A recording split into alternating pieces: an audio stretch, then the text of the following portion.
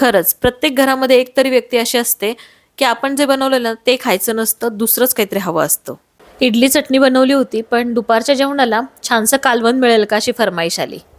इथे मौसूद भात बनवण्यासाठी नेहमीपेक्षा तांदळामध्ये थोडं जास्त पाणी घालून 2 शिट्ट्या करून घेतल्यात. गवार निवडून घेतली आणि याला जास्तीचे नखरे न करता फक्त लसणाची फोडणी देणार आहे. तेल तापल्यानंतर जिरं मोहरी चांगले तडतडू द्यायचेत. लसूण ठेचलेला घालून मस्त लालसर करून घ्यायचा. गवार काढून घेतली. यावरती मीठ आणि हळद घालून मस्त गवार जी आहे ती 2 मिनिटं तरी परतून घ्यायची. लगेचच गवार इथे झाकून ठेवतीये आणि हलकी शिजल्यानंतर यामध्ये आपण कोरडे मसाले घालून घेऊया. लाल तिखट, काश्मीरी मिर्च, धने जिरे पूड, त्यानंतर कांदा लसूण मसाला. मसाले चांगले परतून घ्यायचे. थोडंसं पाणी घालायचं आणि परत झाकून ठेवायचे.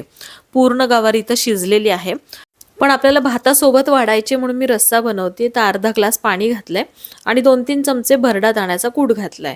मस्त गावरान स्टाईलमध्ये गवार तयार झाली आहे. इथे भात बघूयात, मस्त गिजगा म्हणजे थोडासा मऊसूद असा तयार झालाय. त्यावरती गवारीचं छानसं कालवण.